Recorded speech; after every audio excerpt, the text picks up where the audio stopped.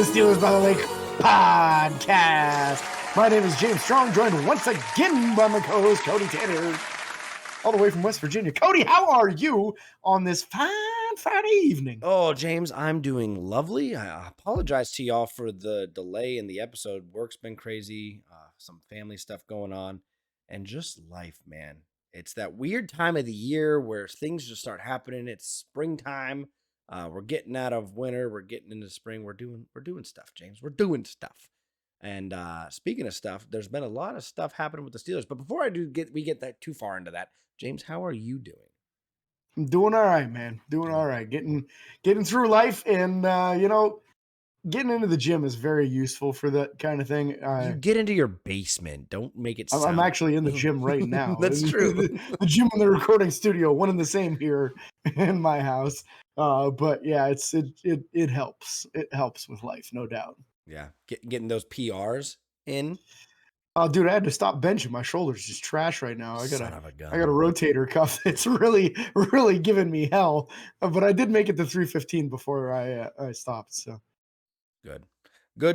All right, let's go ahead, and we got some contract things to talk about. Players, coaches, a bunch of things happening. First off, running back coach James Eddie Faulkner gets a contract extension. Ooh. I'm a big fan of this. I thought Eddie did a tremendous job. He was the stand-in, fill-in offensive coordinator last year, as well as the running backs coach when Matt Canada was fired. I thought he put a tremendous game plan together. I thought the duo of him and Mike Sullivan did a nice job, and he should have been rewarded for that.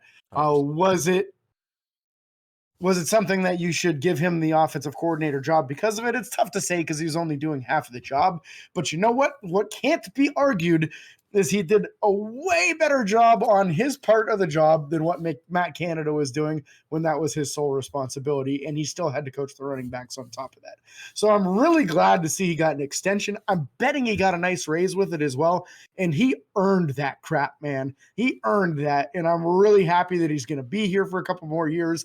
I like what he's done with Najee and Jalen Warren.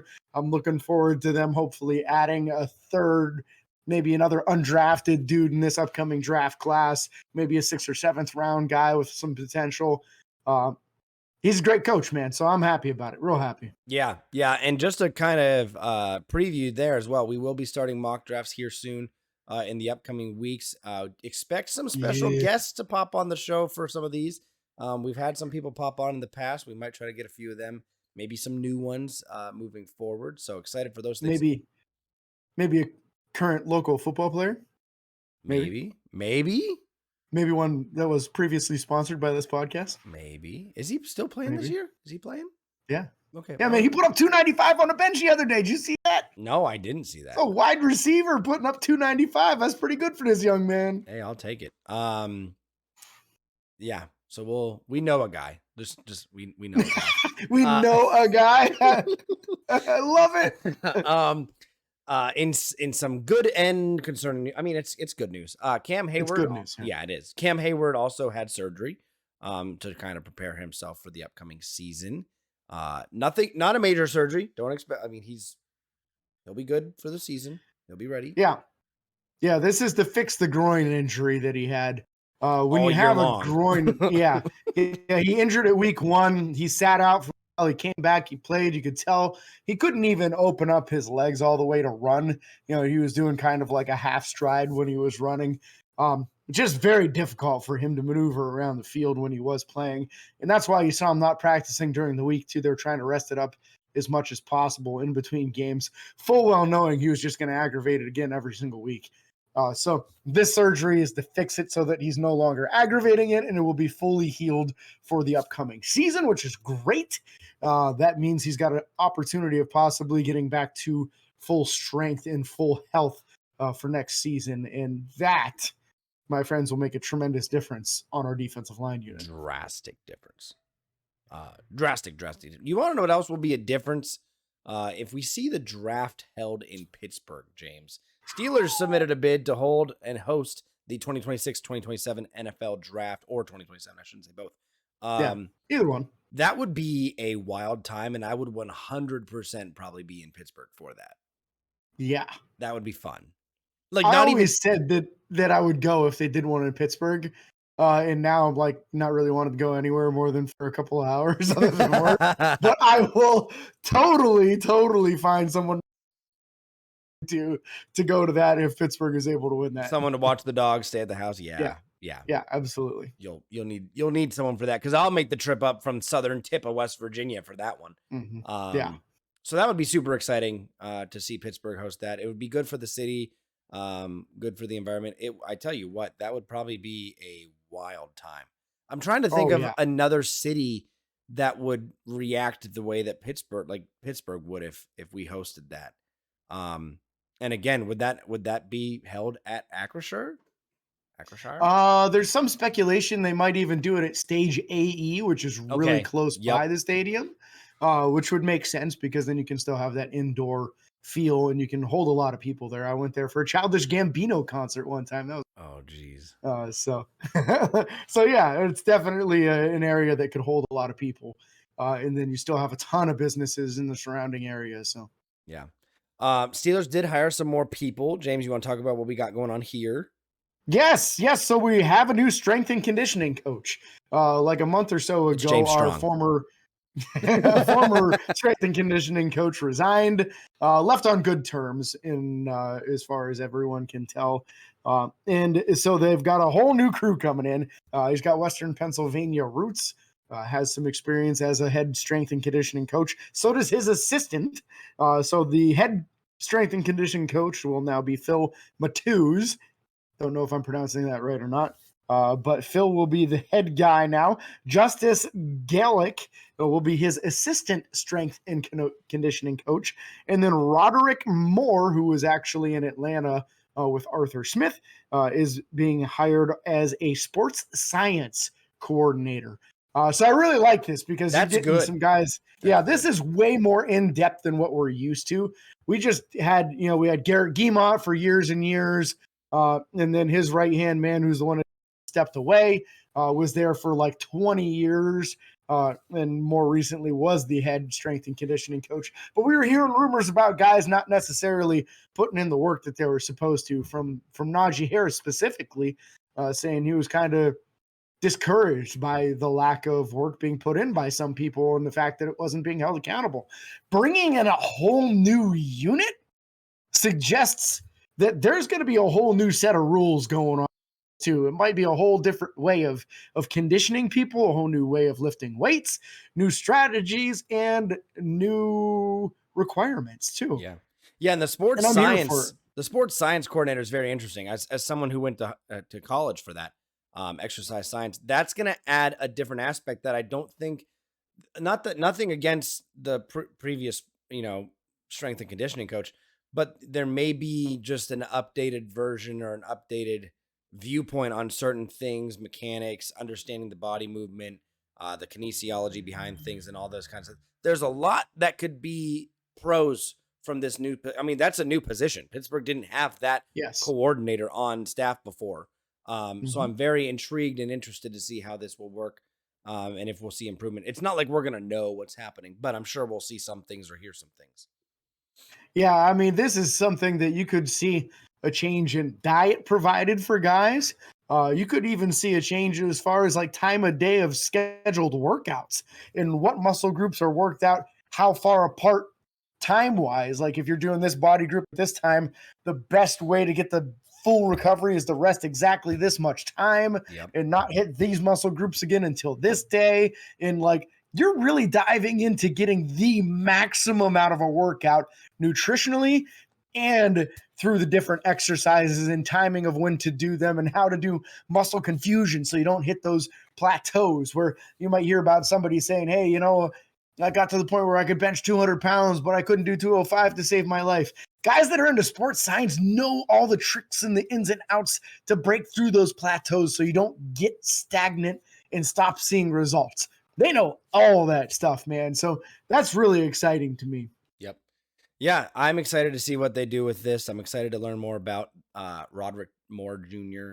As we move forward. We also hired a new offensive assistant coach in Matt Baker, Mhm. and Mike Sullivan to stay as the offensive assistant coach. So 2 offense assistant I mean, you have multiple technically offense assistant coaches. Yeah. But Mike These Sullivan guys staying just on. no specific title as far as position group. Yeah. That's the key here. This is just bringing guys in that know how to coach well. Yep. So they can kind of oversee process on things. And again, this is a good sign for Mike Sullivan. You know, Mike Sullivan was calling the plays after Matt Canada was released. He did a nice job with it. You know, we saw a drastic increase in scoring production, in yardage production, while Mike Sullivan was calling the plays.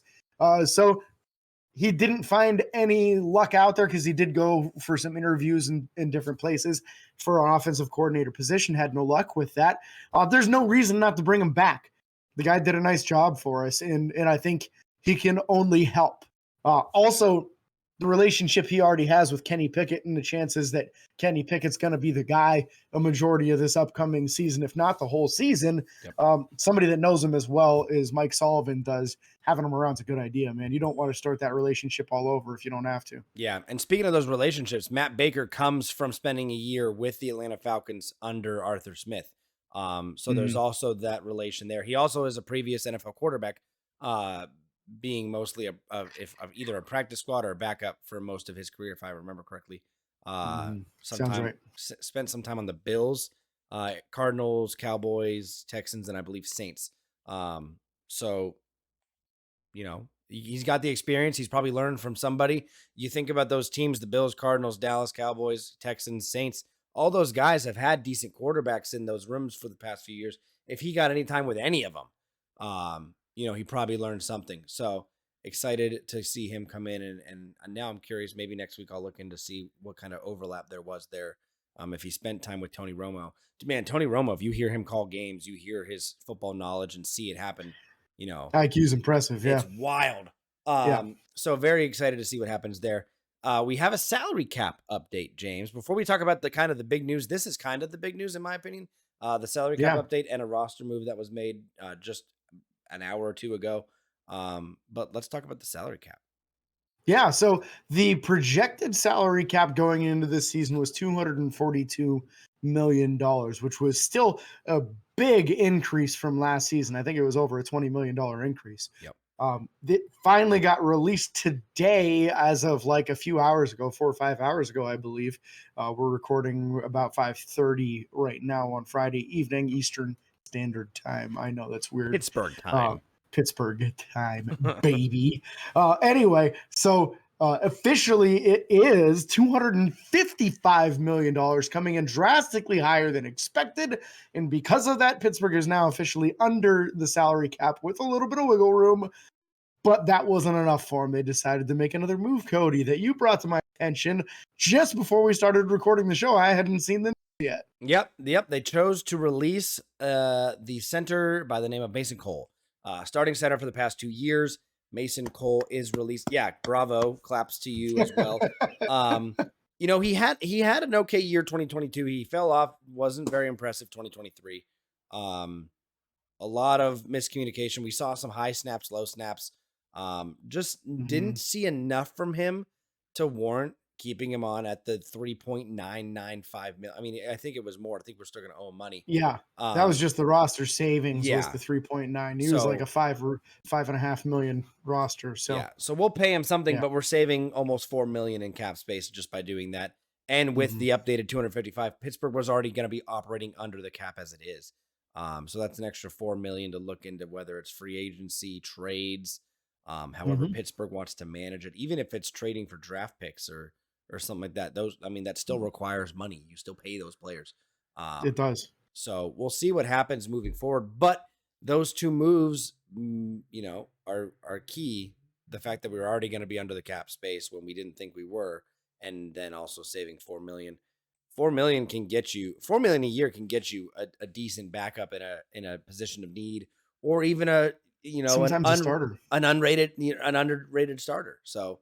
I mean, that's what they were paying Levi Wallace. Not that you're looking for the level of player that Levi Wallace was. We're better than that, but he was making $4 million a year. So this is a really, really important signing to me. What I like about this release the most, honestly, is that it shows that a guy that's really just not doing well in his position and was a starter is not going to be something that they're willing to tolerate going forward. Yep. Like the same situation with Presley Harvin III. They released Presley Harvin III. There is not another punter on the team right now. Nope. There isn't one, but he wasn't good enough. And they weren't going to just say, oh, well, we'll bring in competition. And then maybe the competition that comes in is actually worse than him again, like it has been the last few years. Yep. And you end up marching them back out there on the field again. Not good enough, man. So you're better off bringing in 2 undrafted guys and letting them battle it out than you are bringing in one guy to try to beat him. So I like it. Even with Mason Cole being released, we did see Nate Herbig with some snaps at center. I thought he was competent. He has a way better anchor. He's a lot bigger and stronger of a human being than Mason Cole. Probably not as quick as Mason Cole, but you know what? I feel like one of the biggest issues Mason had was going against really large defense. They were able to bully him and really just walk him right back and collapse the pocket, putting Kenny Pickett or whoever the quarterback would be at the time in a real bad situation where you're backpedaling or you're already bailing on the pocket because somebody's getting pressure right in your face. That is the worst place to get pressure, is right in your face. So you can't have a center that has a bad anchoring ability. You've got to be able to get low and anchor and not let that guy walk you back. And I think that's something that is a strength for Nate Herbig, and Spencer Anderson, who knows where they're going to play him this upcoming season, but he's strong for a young dude too. I want to say he was like 33 reps on the bench when he came out. He was a strong dude for a late round pick. Like his measurables all screamed something that should have been a lot higher pick than what he was. Yeah. Look like you're looking that up for me to see. I am going to look that up. I'm just curious. I'm just curious about it. I'm curious. I mean, Steelers.com. My memory's weird. Either it's going to be going to be spot on. There's not really any in between there. Yeah. I'm looking. I don't see anything on here. Here we go. Draft and combine results. Spencer Anderson on the bench. I got nothing. What? Nothing. Maybe it's pro day then. Unless he did it as pro day. Let me look it up. But yeah, so pro day. I mean, we have options again, just like you said. I'd rather bring somebody else in than just ride out with what we have. On the bench, he did 29 reps. So still up there. Yeah, that's strong, man. Very strong. Was that at his pro day then? That was his pro day, 29 reps on the bench. Yeah. Yeah, there it is. Yeah, in the top what's the math there? 18 percentile, top 18. Oh, that's great. Yeah. Yeah, well, you'll take that. I mean, especially, his arms are not that long. Never mind. 32. Yeah, the length was the concern there. Yeah. So that's the kind of guy that sometimes you transition to the interior, whether it be center or guard, because of the lack of length. But honestly, I thought he looked really good in the preseason last year, so I'm excited to see him this upcoming season, regardless of where he plays. And there has been some rumor from one of the Steelers reporters that Pittsburgh might be looking at him as a possible right tackle and moving Broderick Jones over to the left, which is where he was originally drafted to be. Yeah, so we'll see. Spencer Anderson is not somebody that we should forget about going into next season, or any of this enormous group of young men that's at the scouting combine starting, I think, like tomorrow. They're weighing in like immediately here. So we'll be getting all kinds of results for you guys on next week's show on some of these marquee guys. There's a lot of rumors of, is Pittsburgh going to be targeting a center in the first round or second round? That's looking a little more possible now that they went out and released their starting center. How about these corners? It's a really, really deep corner class. You can get a starting corner first, second, maybe even third round this year. Offensive tackles, there's a ton of them at the top of the draft as well. So which one of these guys, how many of these guys fit what Pittsburgh looks for? We're going to have a lot of that information for you on our next show. Yeah. Yeah, the draft actually starts next week. Officially is Thursday the 20th. Yeah, well, excuse me, the combine. Sorry. 29th through the 3rd. So it's Thursday through Sunday. So we'll be looking forward to that. We'll be talking about all the weigh-ins, all the things that we see. Again, just a preview to you guys, we will be doing mock drafts here shortly in the upcoming weeks. Be looking out for those. Send us yours. We'd love to talk about who you guys see as Pittsburgh should draft, someone that they should draft, and we'll discuss, break them down. If you guys send them, we will read them on the podcast, 110%. unless you have us drafting someone that doesn't make any sense. You did it for jokes and giggles. And like Cody said earlier, we know a guy who for us as a special guest real soon here. Yeah. Yep, we know a guy. We'll be seeing him soon, and that's going to wrap up the show. Also, just a quick thank you. We did see an influx in downloads for the last episode. If that's people coming over from other shows that maybe don't record all year long, or maybe it's just you guys found us, we did see our name get posted on one of the top 13 Steelers podcasts. We appreciate you guys stopping in. Stick around. Let us know where you came from, what brought you in. We'd love to hear from you. Talk about you on the show, and we look forward to continuing this amazing offseason as we get towards the fun part of the combine, the draft, the mock drafts, the pro days, free agent, all of the stuff's coming up very, very quickly. So again, thank you guys so much for watching or listening, if depending on where you're watching or viewing. And again, thank you guys so much. Be sure to like and follow on Facebook, Twitter, Instagram, TikTok, and YouTube. Subscribe and ring the bell. It's free. Don't forget 5-star reviews on Apple Podcasts. Make James happy over here. And until next time, this is your host, James and Cody, signing off. Peace.